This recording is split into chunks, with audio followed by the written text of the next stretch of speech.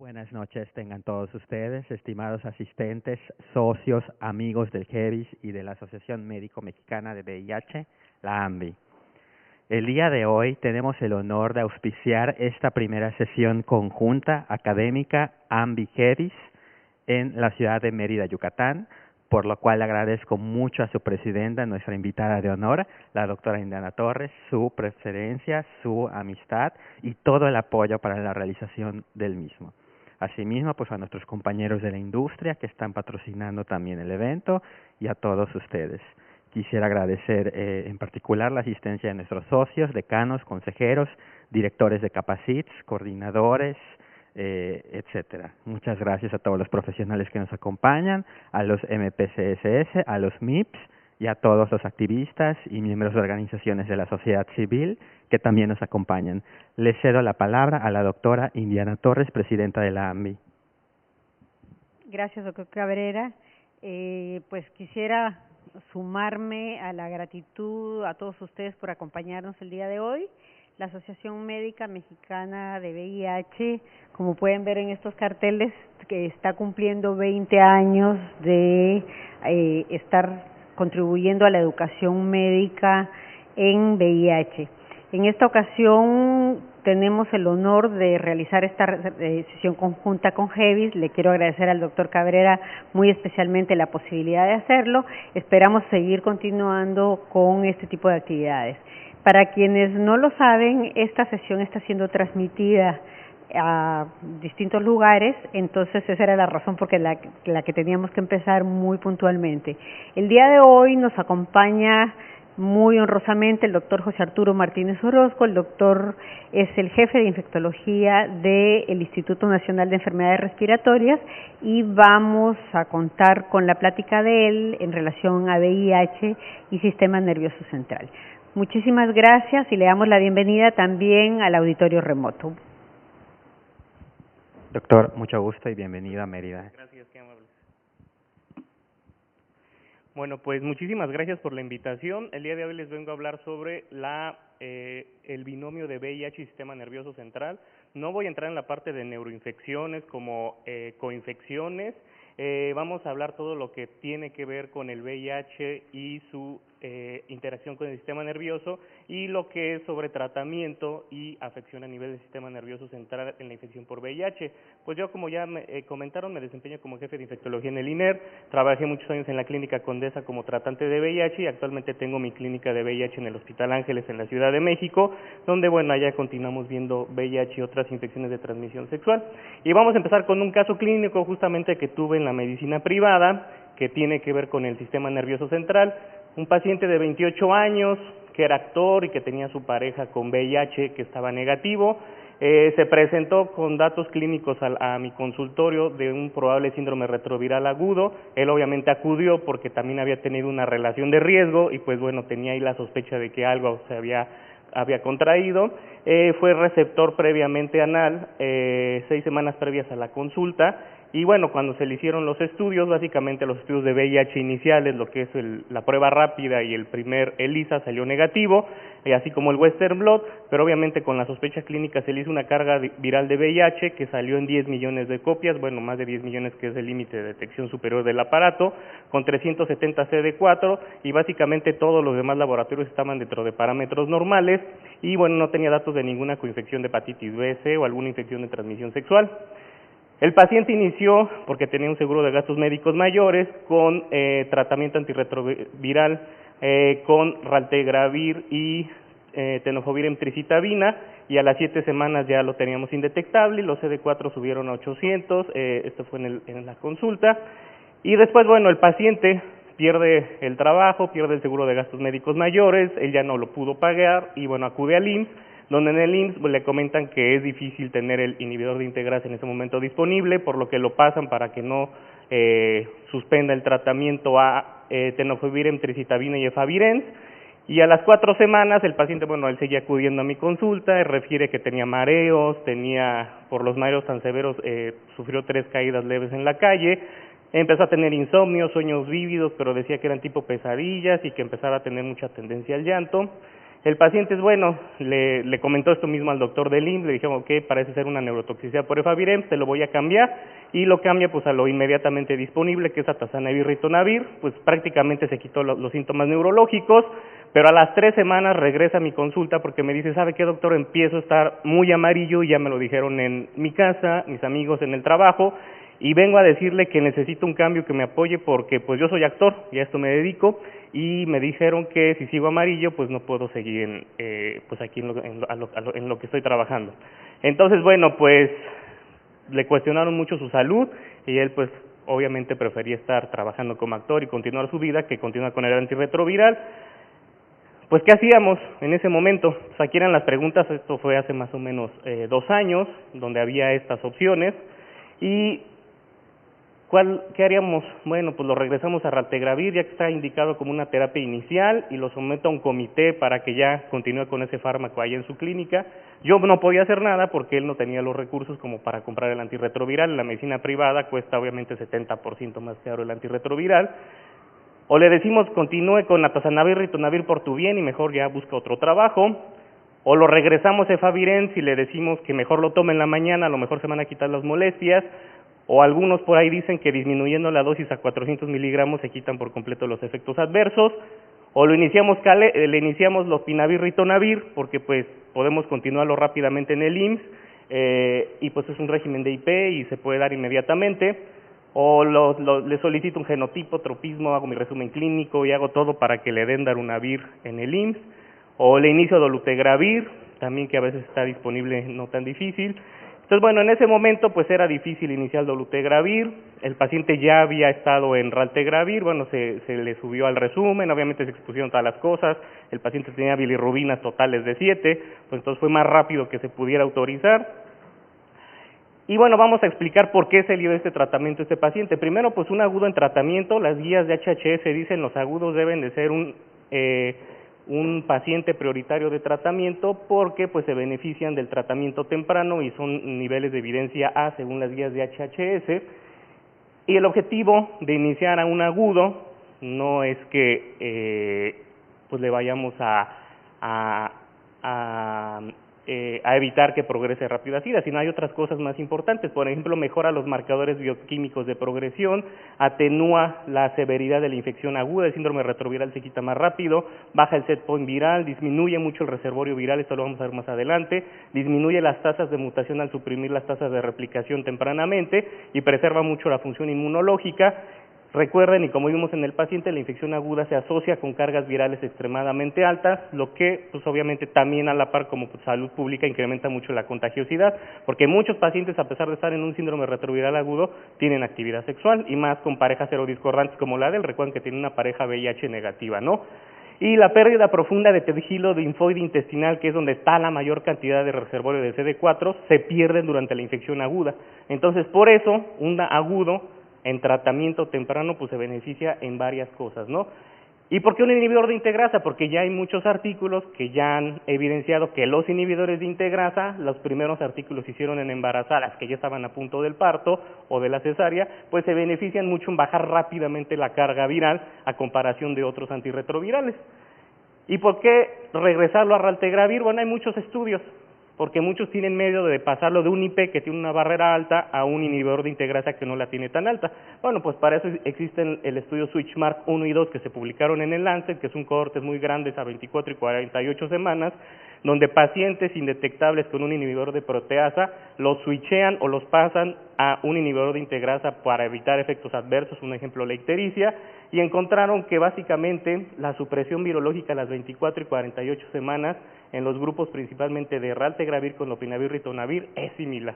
No hay mayor falla virológica ni mayor falla inmunológica, y lo que encontraron a 24 y 48 semanas en estos estudios y aquí en las curvas de supervivencia es que básicamente no hubo diferencias significativas en las fallas virológicas. Entonces, a lo que vamos con esto es que el switch de un IP a un inhibidor de integrasa puede ser seguro sin ningún problema.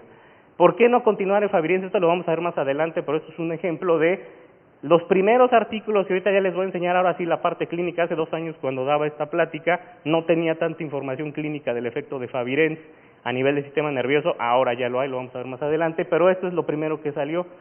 Un artículo muy interesante a nivel básico, donde agarraron neuronas de ratones y cobayos, etcétera, y los expusieron al metabolito que es el neurotóxico del efavirenz, que es el 8-hidroxiefavirenz, que es el que se le ha atribuido ya por mucho tiempo que causa el daño neuronal. ¿Y qué encontraron? Que exponiendo las neuronas en un cultivo y sus dendritas a diferentes concentraciones de 8-hidroxiefavirenz, miren, este es el control de una neurona con sus dendritas, y ven lo que pasa cuando lo expones a concentraciones muy altas, pierde las conexiones dendríticas la neurona. O sea, esto es lo más importante porque se dañan las dendritas y las conexiones neuronales, y esto fue lo que se empezó a evidenciar a nivel básico, y ahorita vamos a ver lo que ya pasó a nivel clínico cuando empezaron a hacer estudios con 8-hidroxiefavirenz, ya midiendo los directos de líquido cefalorraquídeo de pacientes en tratamiento con efavirenz. Muchos otros reportes que dicen, bueno, que el efavirenz daña a nivel mitocondrial, daña los astrocitos, pero principalmente el efecto que da de la alteración dendrítica es que aumenta el estrés oxidativo, altera la homeostasis del glutatión, y eso, bueno, hace que haya un estrés oxidativo importante a nivel neuronal. Y recordar que el estrés oxidativo induce mucho la apoptosis a nivel del sistema nervioso central. ¿Y qué es lo importante de esto? Que las neuronas son las únicas células en nuestro cuerpo que ya no se vuelven a regenerar.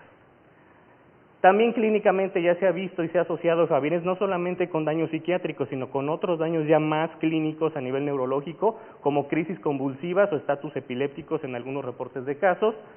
Y bueno, todo esto se lo han achacado ya al 8-hidroxiefavirenz, que es el metabolito activo del efavirenz, que obviamente inhibe la replicación viral, pero que a la par está en los tejidos como ya el fármaco activo. ¿Cuál fue la evolución del caso? Pues bueno, el paciente se le dio raltegravir, a la semana 24 estaba indetectable, su CD4 en 850, básicamente ya se quedaron casi iguales, no tenía ictericia, no tenía diarrea, no tenía prácticamente ningún efecto adverso, laboratoriales dentro de parámetros normales, y ya debutó en su primera obra independiente y no tuvo que dejar su trabajo. Entonces, bueno, el objetivo de este caso clínico es ver la atención integral de un paciente de VIH, y no ni siquiera en un estadio avanzado, sino en un estadio temprano, cómo podemos tanto mejorar su calidad de vida, la calidad de la atención y la progresión de su enfermedad. Entonces, esto es el tema de CROI del 2016 casi fue VIH y sistema nervioso central, y esta es una de las cosas que ellos llamaron: el cerebro continúa siendo un blanco de la infección por VIH y un sitio potencial de complicaciones para el sujeto infectado. Y esto es muy importante por lo que vamos a hablar ahora de VIH y sistema nervioso central, donde vean, esto es lo interesante del VIH, el sistema nervioso es el principal reservorio de que, a pesar de estar indetectable, el VIH puede seguir replicándose en un sitio, y uno de esos es el sistema nervioso central. Entonces, la prevalencia se ha estimado de que, a pesar de estar indetectable, tienes entre el 5 y el 10% de tener replicación activa a nivel del sistema nervioso central. ¿Por qué es importante esto? Porque tiene muchas implicaciones. Si un paciente no es adherente al tratamiento, se hace resistente, etcétera, pues este reservorio puede ser el causante de mutaciones o de escape del virus que muta del sistema nervioso hacia la sangre e infectar otros tejidos, y ahorita vamos a ver, o causante de reinfecciones. Entonces, ese escape del virus pues puede hacer muchas cosas e infectar otros tejidos cuando los pacientes suspenden el tratamiento. Ahorita vamos a ver otro enunciado que me gusta mucho sobre cuál es el objetivo de un tratamiento anti-VIH a nivel del sistema nervioso central. Y bueno, las células infectadas también del sistema nervioso central, no solamente que tengas el virus ahí replicándote y estar indetectable en sangre puede suceder que células infectadas, principalmente macrófagos, sistema nervioso, salgan y reinfecten otros tejidos cuando no haya adherencia al tratamiento. Entonces, la afección ya clínica más importante de todo esto, antes no se tenía tanta evidencia de qué pasaba con el VIH sistema nervioso central, pero con el paso de los años, con todos esos pacientes que no les dábamos tratamiento, a pesar de tener 600, 700, 800 CD4, empezamos a ver que había una cosa que se llamaba el HAND, que había un deterioro neurocognitivo en pacientes que no tenían tratamiento a pesar de CD4 normales. Y eso era mucho porque los metabolitos de la replicación viral y proteínas, etcétera, pues dañaban las neuronas, los astrocitos, y ahorita vamos a ver todo lo que hacían. Y por eso hoy en día ya se recomienda ampliamente que, independientemente de los niveles de CD4, una de las causas por las que las guías cambiaron es que, aunque tengas CD4 normales, puedes tener un daño al sistema nervioso central y que es independiente de los CD4, ¿sale? Hay estudios epidemiológicos que no solamente han demostrado que el VIH daña a las neuronas, sino que también predispone a eventos vasculares cerebrales más tempranos. Entonces ya está bien demostrada la asociación entre EBC y VIH. Y hay factores de riesgo que lo aceleran, como el uso de drogas, que tener los factores cardiovasculares, CD4 bajos o una carga viral muy alta. Las imágenes del sistema nervioso central hoy en día apoyan mucho para ver qué tanto un paciente tiene HAN cuando clínicamente en tus cuestionarios de salud mental los evidencias. Entonces vean cómo en la progresión del diagnóstico y tratamiento de VIH en los últimos 9 años se le ha dado mayor importancia a VIH y sistema nervioso central más que a otras comorbilidades o coinfecciones. ¿Por qué? Porque afortunadamente gracias al HART, en países de primer mundo, por ejemplo, podemos decir, se ven menos las coinfecciones y los estadios de SIDA. Entonces, es por eso que ahora el sistema nervioso como empieza a cobrar mayor importancia, porque entre más te tardes en dar el tratamiento, mayor riesgo de tener un HAN leve, moderado, severo, dependiendo de cuánto te tardes en iniciarlo, independientemente de los CD4. Entonces, esto es también importante. A veces tienes indetectable a tu paciente o tardas mucho en llevarlo indetectable. Hay cosas que hacen que el VIH se replique más tiempo a pesar de estar indetectable en la sangre y que tardes más en que esté indetectable en el sistema nervioso. Esas cosas principalmente son las coinfecciones como la sífilis, la tuberculosis, la hepatitis C que ahorita vamos a ver, pero principalmente a quien se le atribuyó esto es que una paciente con VIH y tuberculosis meningia, a pesar de estar indetectable en sangre, tarda mucho más tiempo en hacerse indetectable en el sistema nervioso por la mera presencia de la tuberculosis en el sistema nervioso central. Entonces, y también es importante saber que las coinfecciones con VIH llevan a mayor inflamación y mayor daño cognitivo. Entonces, siempre un paciente que les debute con una coinfección y más a nivel del sistema nervioso central va a tener mucho más riesgo de hacer un HAN o un daño cognitivo que un paciente que no las tenga. Y bueno, esto es lo que les comentaba, ¿no? La discordancia, carga viral, sistema nervioso y sangre y más en falta de apego a tratamiento puede llevar a discordancia en mutaciones y que haya un escape de un virus mutante del sistema nervioso a la sangre, que está todavía muy poco investigado a nivel clínico porque es muy difícil realmente hacer estos estudios. Y vean, o sea, lo que es sistema nervioso y VIH tiene muchas implicaciones, desde las infecciones oportunistas en estadio de SIDA, desde las coinfecciones, que independientemente de los CD4 pueden acelerar el daño cognitivo, y la más importante siempre es buscar tuberculosis y sífilis, que a veces se ve independientemente de los niveles de CD4, los directamente asociados con VIH, que son los que vamos a ver ahora, o los que se relacionan a inicio de tratamiento a un síndrome de reconstitución inmunológica. Entonces vean por qué se le ha dado tanta importancia a VIH y sistema nervioso central en los últimos 10 años. Tuberculosis del sistema nervioso central y VIH es bien importante comentarlo en México, porque nosotros tenemos una epidemia de tuberculosis y más en pacientes de VIH. Aquí en México hay mucho, entonces debemos de saber que no es tan fácil tratar esta coinfección o esta condición comórbida, porque hay que buscar un régimen seguro y libre de interacciones, y lo que ya está bien demostrado es que los regímenes con IPS o cobicistat no son los adecuados por las alteraciones con la rifampicina. Y otros regímenes, por ejemplo, que son muy seguros, pero por ejemplo dolutegravir, que es uno muy bueno que puede dar con sistema nervioso y tuberculosis, tienes que incrementar la dosis, y al incrementar la dosis disminuyes el apego y puedes incrementar ciertos efectos del sistema nervioso central. Raltegravir tiene una ventaja de que le puedes dar 1 o 2 veces al día. Entonces, bueno, hay varias cosas que tenemos que conocer en esta interacción para tratarla. Vean cómo raltegravir y rifampicina prácticamente con 1 o 2 veces al día no se afectan ni los niveles de rifa ni de raltegravir cuando damos los dos medicamentos. Sin embargo, en este estudio el RIFREI, que es el más importante que se ha hecho de tuberculosis en sistema nervioso y VIH y otras tuberculosis, comparando raltegravir con efavirenz, vieron que no había realmente ninguna diferencia significativa en la supresión virológica. O sea, aquí no estamos hablando de supresión virológica en los tratamientos, sino las toxicidades que puede haber. Efavirenz en tuberculosis del sistema nervioso hay mucho riesgo de que el daño neurocognitivo progrese por la inflamación tanto que causa la TB como el efavirenz. Y vean lo que pasa con dolutegravir y rifampicina. Tú le das dolutegra y rifa y el dolutegra te dura medio día y se acabó. Entonces, por eso hay que tener mucho cuidado cuando tratemos este binomio, ¿no? El cobicistat, bueno, cada día hay más y más evidencia de que interactúa mucho con varios medicamentos por su interacción a nivel de citrocromo P450. Entonces, bueno, ¿Qué es lo importante de todo esto? Bueno, identificar coinfecciones, identificar los tratamientos adecuados, vamos a ver más adelante lo que es el tratamiento antirretroviral y sistema nervioso, pero es importante que antes conozcamos cómo es que el VIH directamente daña nuestras neuronas, y ya está bien establecido de que las células que principalmente afecta el virus de la inmunodeficiencia humana son los astrocitos, la microglia, ciertas neuronas, los oligodendrocitos y algunos macrófagos perivasculares. Antes se decía que el caballo de Troya eran los CD4 hacia el sistema nervioso central, pero esa teoría hace 2 años ya se derrumbó porque en Nature salieron varios estudios donde no solamente las células meten al VIH al sistema nervioso o lo sacan de ahí, sino ya en la barrera hematoencefálica hay porinas específicas, o sea, hace paso entre los macrófagos y hace canales el virus para poder entrar y salir libremente de la barrera hematoencefálica. Y la etapa aguda, como vimos en nuestra paciente, por eso también se hizo tan tóxico el efavirenz en el paciente, pues hace que haya mayor compartimentalización y mayor datos de daño cognitivo en los pacientes por la cantidad del virus que hay pasando al sistema nervioso y que hay mucha replicación y hay muchas moléculas tóxicas para el sistema nervioso de la replicación viral.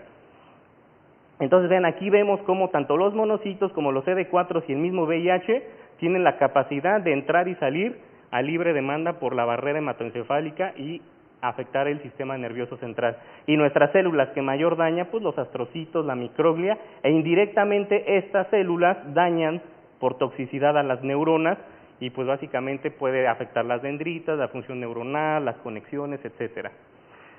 Estas cosas que ven aquí, estos genes TAT, GP120, BPR y NEF, y que prácticamente expresan estas mismas proteínas, son las causantes de la mayor parte del daño neurológico y la activación de apoptosis y estrés oxidativo dentro del sistema nervioso central en la infección por VIH. Entonces, todas estas proteínas, nada más con tener un montonal de GP120, que es a la que más se le ha atribuido, el puro GP120, para que vean que ni siquiera es el virus, solamente la proteína GP120 induce la apoptosis, altera la homeostasis del glutatión y eso hace que más rápido se puedan destruir las neuronas o perder las conexiones dendríticas. Entonces vean cómo es todo esto, pues no solamente tiene que ver con la célula, el virus, el RNA, sino también con estas proteínas, que es a lo que más se le ha atribuido pues esas alteraciones. Y otras cosas, bueno, que la inflamación sistémica que te causa el VIH, las alteraciones en la permeabilidad en muchas membranas mucosas, que tienes bacteremias transitorias, fungemias, también incrementan la permeabilidad de la barrera hematoencefálica y es más fácil que en una fase inflamatoria del VIH, y más si estás coinfectado con algo, pues tengas mayor activación y entrada del virus al sistema nervioso central. ¿Cuáles son todos estos factores? Ahora sí que ya conocimos la fisiopatología que nos llevan al daño neurocognitivo. Pues el HAN ya sabemos qué es un daño neurocognitivo asociado a VIH, se divide en leve, moderado y la demencia, que ella es la parte severa del HAN. Y los factores que más se han encontrado asociados a este HAN, pues son bajos CD4, cargas virales muy altas, tener comorbilidades, coinfecciones, principalmente la hepatitis C, y bueno, lo importante de esto es que gracias al tratamiento antirretroviral, el HAN ha disminuido muchísimo y más la demencia asociada a VIH. Ahorita tenemos una prevalencia de 2 a 8% de demencia con el HART, pero antes del TARA era hasta del 40% la demencia o el daño cognitivo moderado asociado a VIH. Entonces vean cómo ahora gracias al tratamiento antirretroviral lo que es la demencia ha disminuido mucho en comparación con la época pre-HART. O sea, vea qué tan importante era el VIH y eso que les estoy enseñando aquí era en pacientes con CD4 normales. Entonces vean la cantidad de demencia en pacientes de CD4 normales antes de iniciar una terapia antirretroviral altamente activa. ¿Y cuáles son esos factores que vemos un paciente de VIH y decimos, bueno, hay que seguirlo de cerca porque puede hacer una demencia, un daño neurocognitivo? Esos factores se estudiaron muy bien y se demostraron en el estudio WISI-MAX y lo que encontraron es que las mujeres son un factor blanco de tener mayor riesgo de deterioro cognitivo, la fibrosis hepática, una de estas cosas que también en pacientes con cirrosis por hepatitis B o C, que han llevado a que progresen los pacientes más fácil al HAN, el índice de CD4, CD8, los CD4 en total, y a veces los lípidos altos, las alteraciones de triglicéridos y colesterol son también factores. ¿Qué otros factores ya bien descritos? la edad mayor a 65 años, el tomar alcohol, el uso de drogas, hepatitis C, que es de las más importantes, deficiencias vitamínicas, la aterosclerosis, traumatismos cráneoencefálicos, apnea obstructiva del sueño o alguna condición psiquiátrica. Entonces, todo esto es lo que le hacemos de historia clínica inicial a nuestro paciente de VIH, porque si tú o él te dice que anda mareado, se le olvidan las cosas, las llaves, que se está alterando un poco su calidad de vida en cuanto a lo cognitivo, pues hay que empezarle a preguntar todas estas comorbilidades que pueden acelerar este daño. Y ya cosas ya que puedes analizar a nivel sanguíneo, pues los CD4, la coinfección con hepatitis, diabetes, hipertensión, las alteraciones en los lípidos, ¿no? Y esto es bien interesante porque antes decían, no, pues las drogas no hacen tanto daño, o las drogas te bajan los CD4 o a lo mejor te pueden subir tantito la carga, pero no hay problema que las uses. Bueno, las drogas se han visto, principalmente cocaína, las metanfetaminas y los opioides, que incrementan muchísimo el daño neurocognitivo por VIH, incrementan el estrés oxidativo por las proteínas de VIH dentro del sistema nervioso central.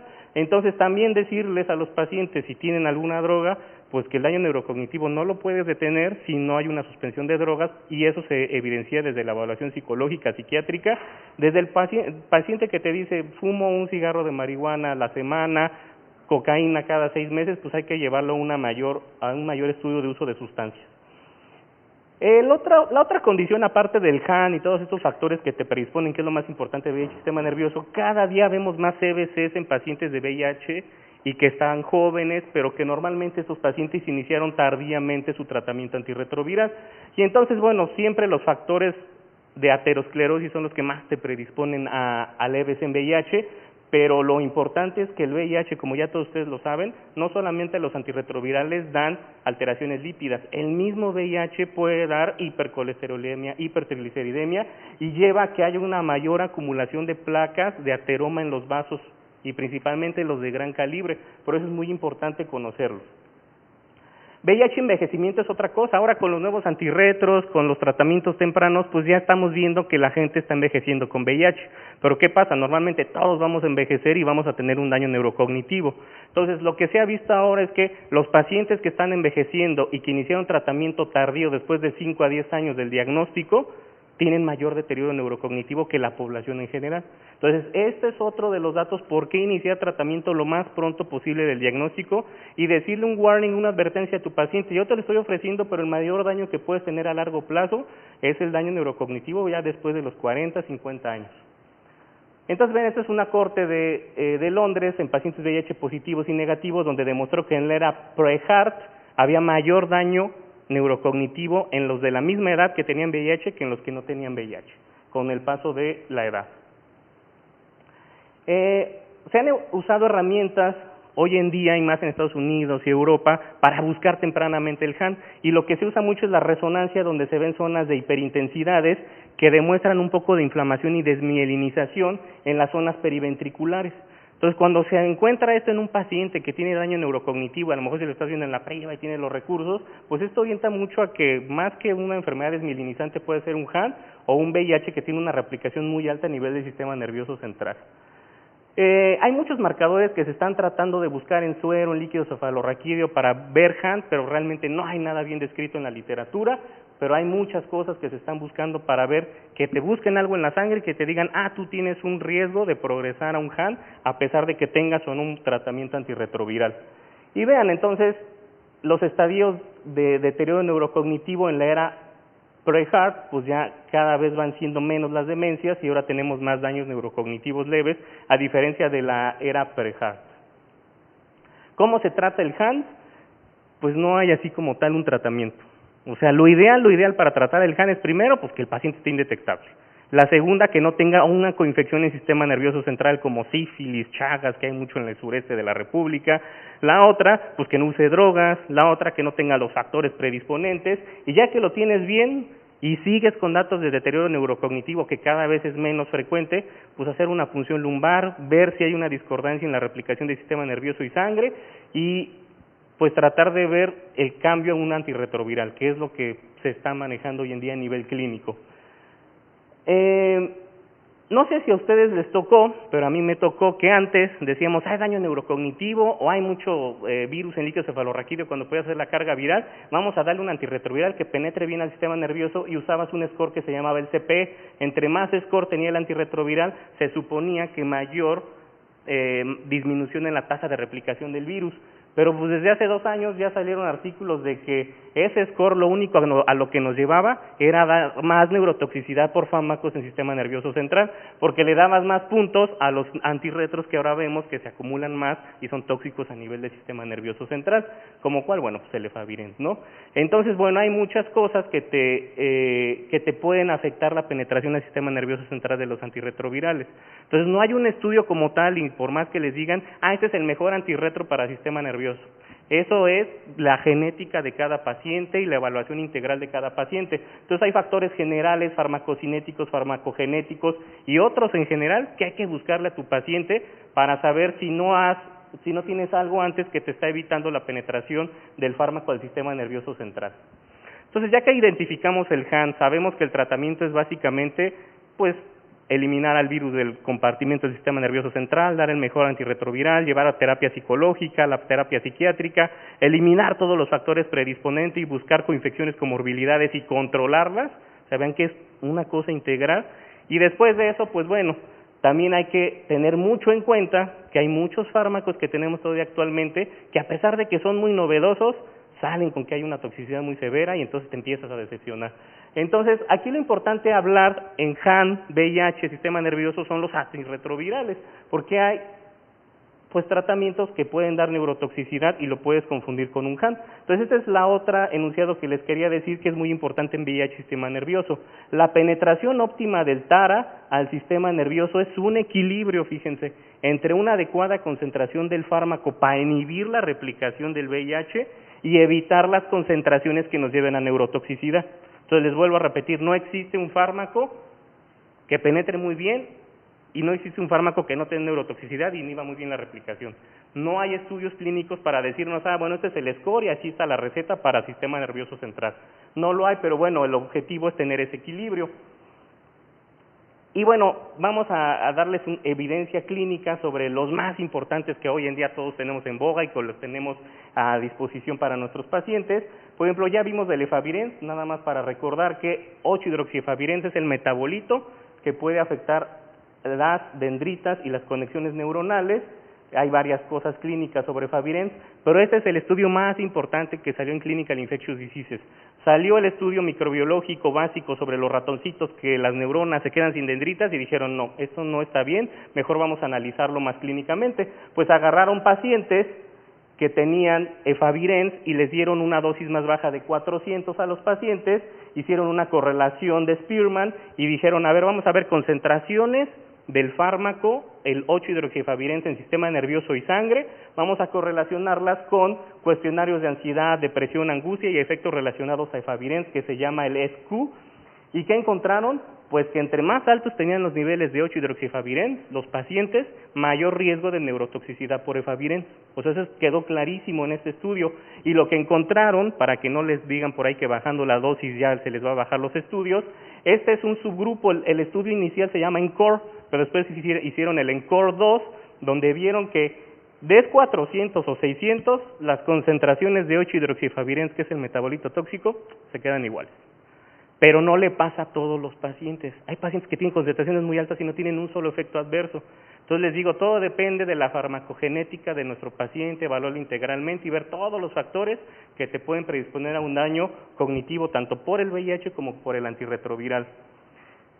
Otro antirretroviral que se le ha implicado muchos efectos al sistema nervioso central, esto se presentó en el CROI en el 2016, el primerito de los artículos, todos felices porque el dolutegravir, muy bueno, la carga viral, bla, bla, bla, el nuevo antirretroviral una vez al día, y empezaron con el reporte en un póster de que había muchos efectos a nivel del sistema nervioso central y gastrointestinales, principalmente cefalea, fatiga y alteraciones neuropsiquiátricas como depresión, ansiedad y angustia.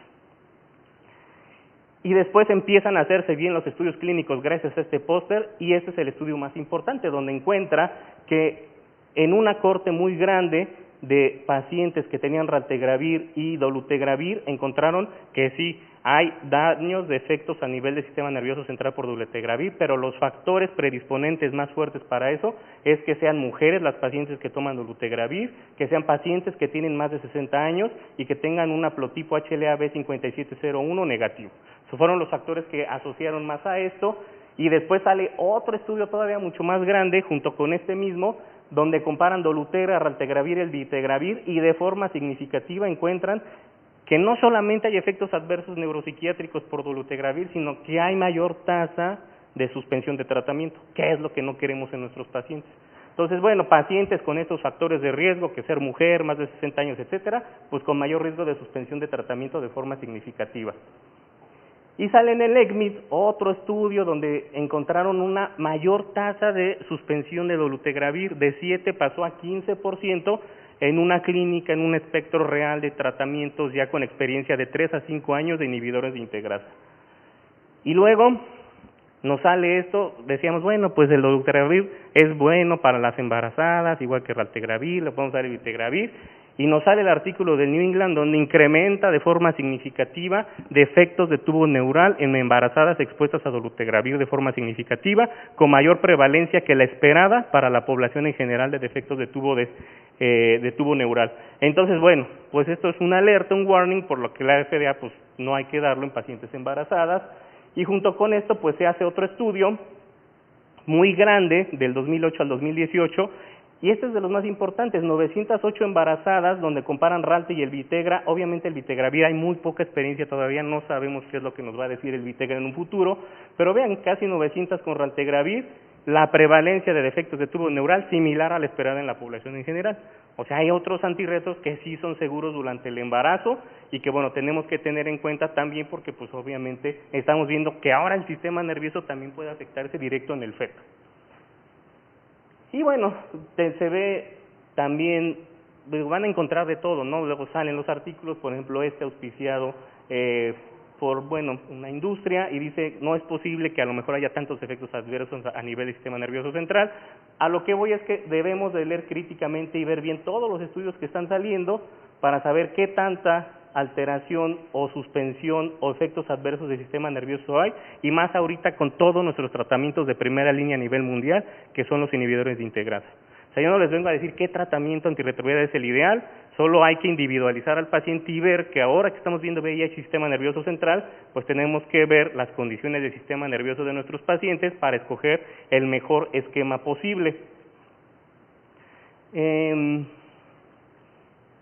Este es otro estudio que también se hizo, el metaanálisis más grande, y este sí lo quiero presentar ya casi para terminar, donde analizan los estudios más grandes en pacientes naives o que hacen switch a un inhibidor de integrasa, que analizan el Single, el Sailing, el Flamingo, Spring 1, Spring 2, el ARIA, el Streaming, etcétera, y lo que ven es justamente buscar efectos adversos a nivel cardiovascular y a nivel del sistema nervioso central. Y todos estos estudios de cohorte, el efecto que más encontraron fue efectos neuropsiquiátricos asociados a dolutegravir. Todos los demás efectos adversos cardiovasculares, del sistema nervioso, etcétera, prácticamente eran similares en todos los inhibidores de integrasa.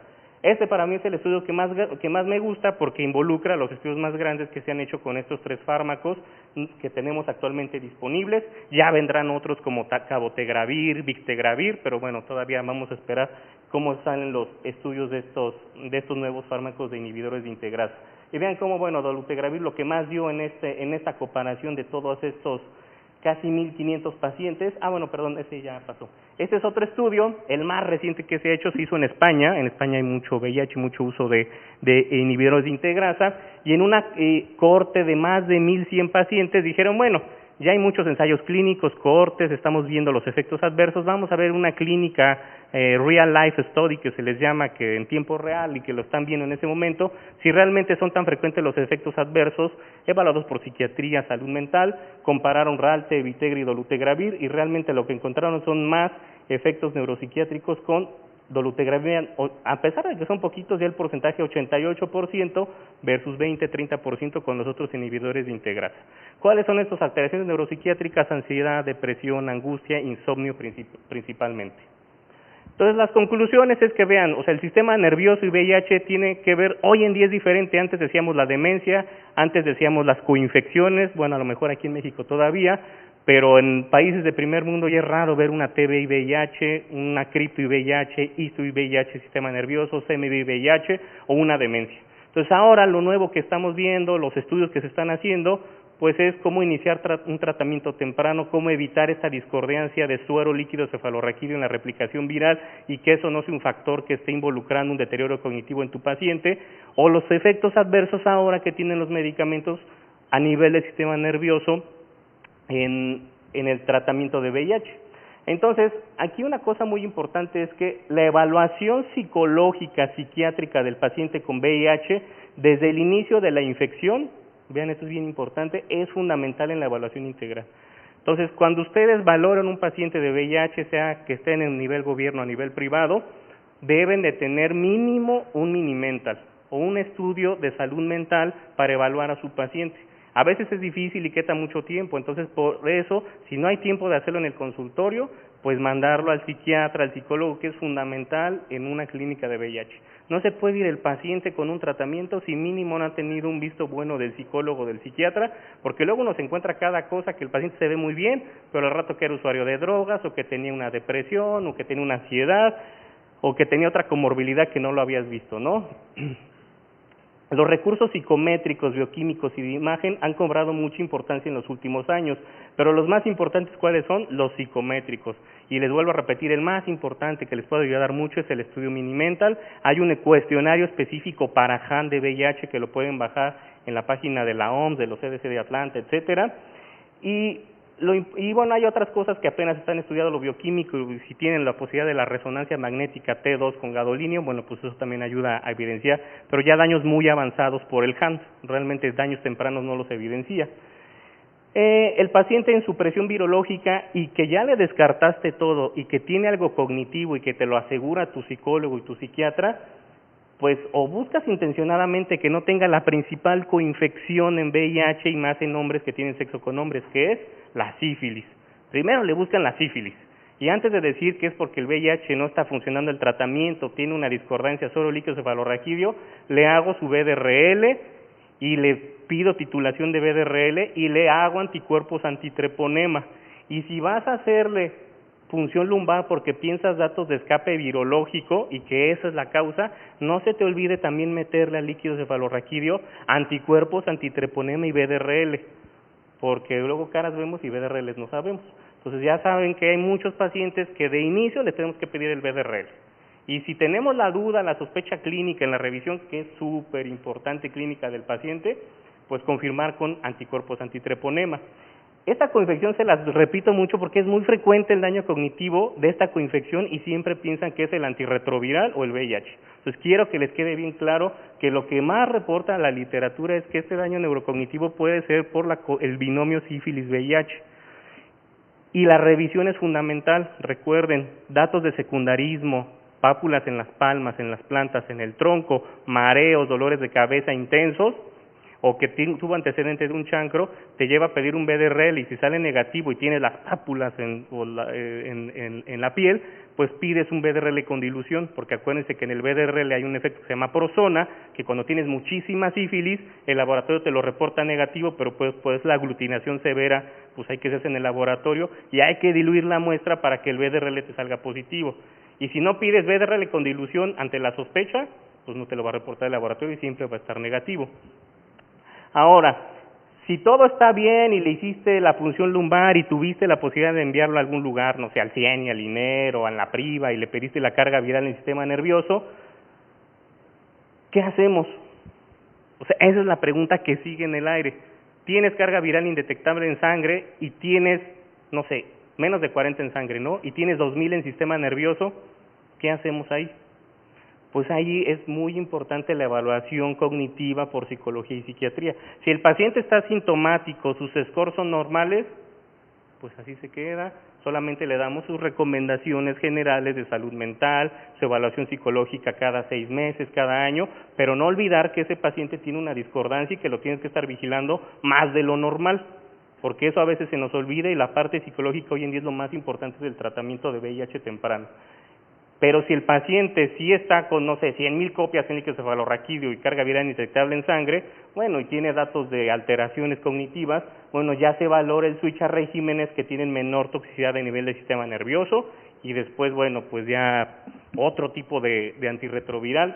Les vuelvo a decir, ¿cuál antirretroviral? Yo no les puedo decir. El CPE Score que usábamos antes nos decía eso, ahora eso ya está en desuso y prácticamente ya nadie lo usa. Entonces se trata de buscar un régimen menos tóxico, que baje la carga viral rápida o con un mecanismo de acción diferente al medicamento con el que lo tienes en ese momento. Entonces, bueno, como les decía, el CPE pues ya tiene una utilidad aún desconocida, hay cada día más evidencia clínica y básica de daño neurológico en algunos regímenes de TAR actuales que tienen que llevarse a la aplicación en guías y práctica clínica. Es decir, antirretros con CPE muy altos, pues ahora son muy neurotóxicos, entonces por eso hay que tener mucho cuidado. No les digo que no lo usen, pero si lo quieren usar, pues nada más tengan cuidado de los nuevos antirretros, porque ya no están los nuevos antirretros en el CPE Score que usábamos antes. Dolutegravir, que es el nuevo fármaco de inhibidor de integrasa, en un año y medio salió muchísima información del sistema nervioso, entonces tenemos que tener más evidencia para ver cómo lo vamos a usar, cómo implementarlo en las guías. Y bueno, yo algo que sí quiero decirles del dolutegravir, mucho cuidado con dolutegra en mujeres embarazadas, mujeres en general, y todavía con más cuidado con las mujeres que quieren tener concepción pronta o que están en una edad fértil, porque no sabes la mujer en qué momento se va a embarazar a veces ni ellas lo planean y pues ya tienen el embarazo. Y que estén tomando el dolutegravir, pues puede haber el riesgo de este incremento de defectos de tubo neural en el feto, ¿no? Entonces, bueno, es realmente muy grande esto, pero bueno, es algo de un resumen de lo que se hace, lo que tenemos en la privada, seguramente ustedes también lo tienen en la clínica, y pues muchas gracias por su atención.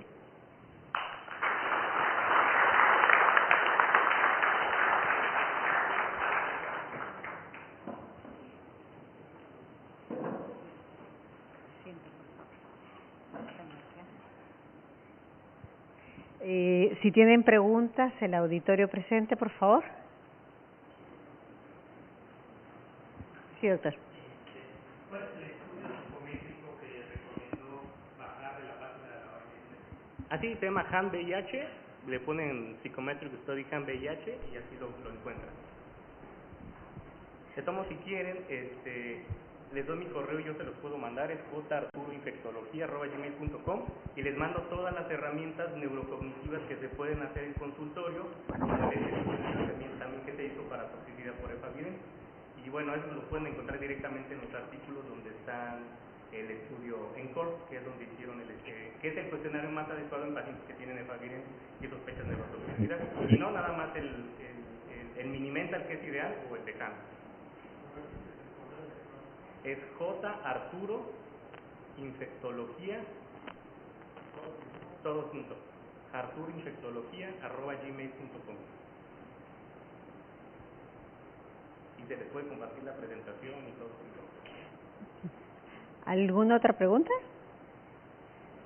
Bueno, mientras se inspiran, tenemos una de la audiencia remota, bueno, dos. La primera es, ¿cuáles serían las alteraciones claves del Minimental para dar qué? El Minimental lo que evalúa mucho es la capacidad cognitiva de aprendizaje, de las actividades cotidianas que no se detengan durante el día. Entonces, realmente lo que evaluamos en el Minimental es que el paciente esté disminuyendo la calidad de su escuela, su trabajo. Entonces, si el paciente tiene un Minimental bajo, antes de decirle voy a dar un tratamiento antirretroviral o ver qué le voy a dar, primero le voy a buscar todas las comorbilidades, coinfección y factores de riesgo de que progrese un daño cognitivo de VIH hacia HAM, ¿sale? Entonces, el Minimental nada más es una herramienta de screening, de tamizaje, para ver que el paciente no tiene afección en memoria corta, en aprendizaje o en actividades cotidianas. Hay otros estudios ya psicológicos más grandes que se pueden hacer para ver capacidad de cálculo, aprendizaje, raciocinio, pensamiento, que si se encuentra alguna alteración en el mini-mental, pueden aplicar estas herramientas. Eso, bueno, ya no me sé esas herramientas muy específicas, por eso les comento que psicología y psiquiatría son fundamentales. Si tú haces un mini-mental rápido en tu consultorio, pues ya los mandas directo con ellos para que hagan todas estas pruebas que son de destreza, matemática, etcétera, ¿no? Para evaluar bien a tu paciente y en base a eso saber qué es lo que vas a hacer en el tratamiento.